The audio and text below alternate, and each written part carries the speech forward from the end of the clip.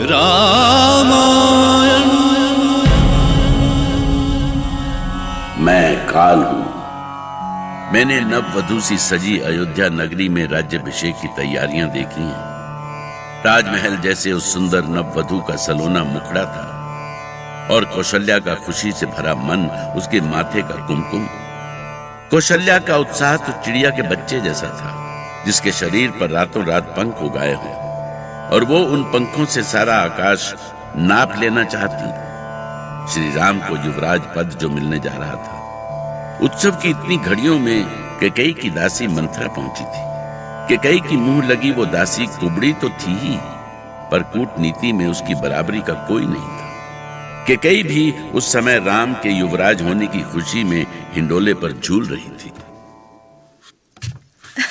ये तुम क्या कह रही हो मंथरा? खुशी के इस अवसर पर तुम? कौन सी खुशी महारानी, कैसी खुशी? मुझे तो सिर्फ सत्यानाश दिख रहा है, सत्यानाश।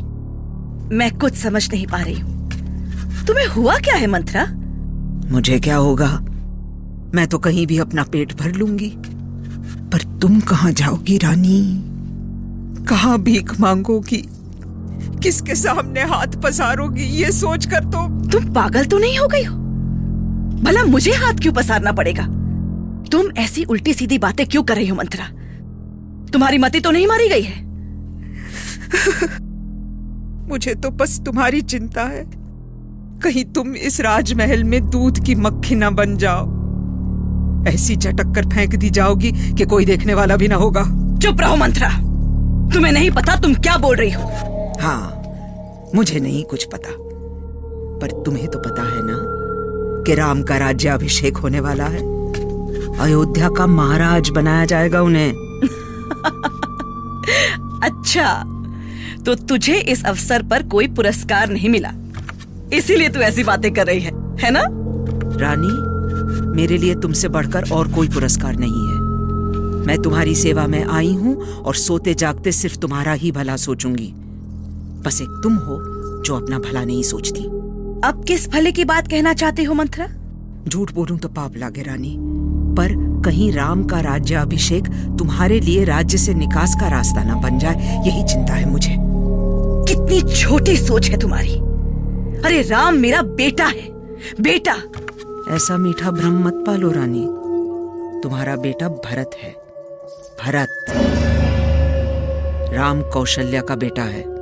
वो अपने बेटे के सिर पर राजमुकुट रखने जा रही हैं और तुम्हारे सिर पर नगर की धूल। बचा हुआ सारा जीवन इसी धूल में लौटती रहोगी तुम। तुम नहीं जानती मंथरा, राम ने कभी हम माताओं में भेद नहीं किया। मुझे कभी कभी एक पल के लिए भी ऐसा नहीं लगा कि वो मेरा बेटा नहीं है। कितनी भोली हो तुम रानी। राजमहल में रहकर भी राजाओं की चालें नहीं समझ पाती तुम।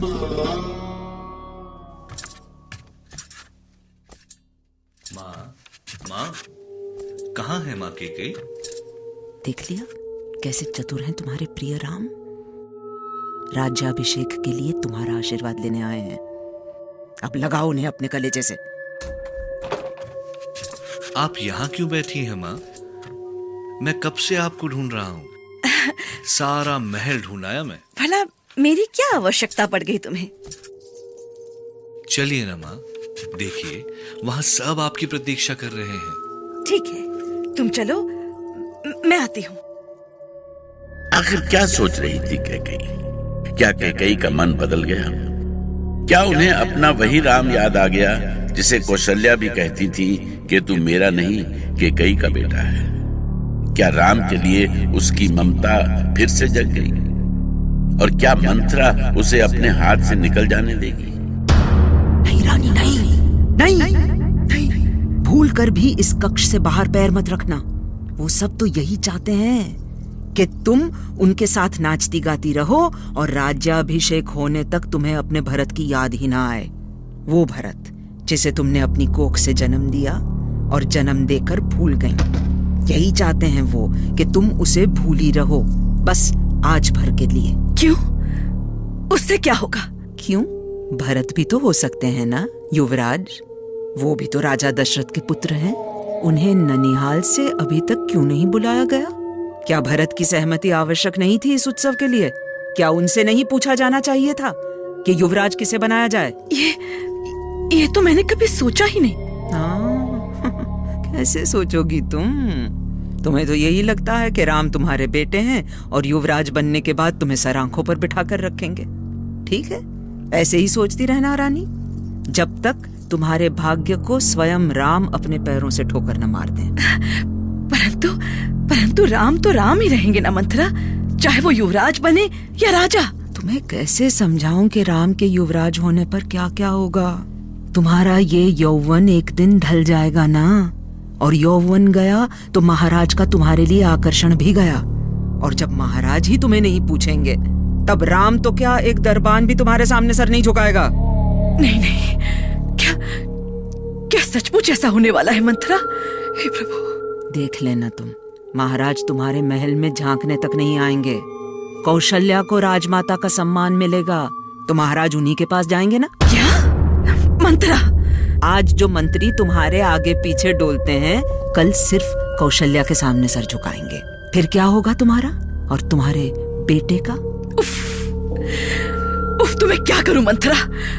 अब मेरे हाथ में है ही क्या? झूठ कहूं तो पाप लागे रानी, पर अभी भी कुछ नहीं बिगड़ा है। मेरा कहा मानोगी तो खेल अभी भी तुम्हारे पाले में होगा। ध्यान से सुनो, अभी महाराज तुम्हारे वश में है, वो तुम्हारी बात कभी नहीं टाल सकते, है ना?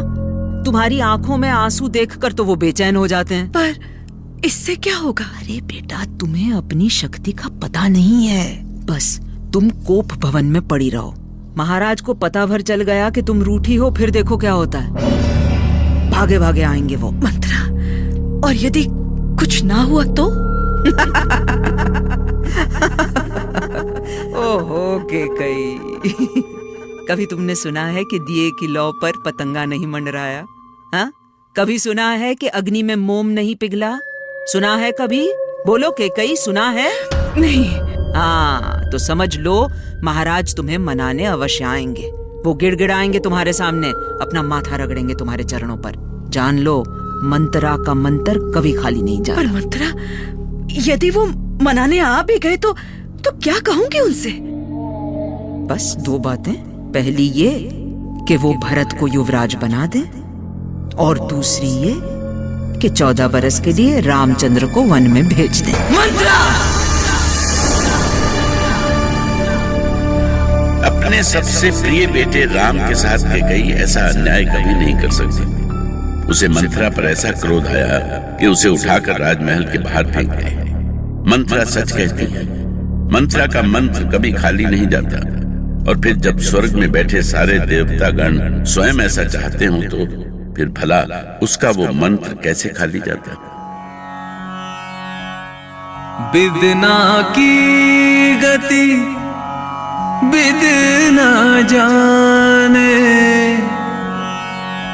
जीव का कौन विचार। जैसे सागर के हाथों में, जैसे सागर के हाथों में, नैया बिन पतवार। राम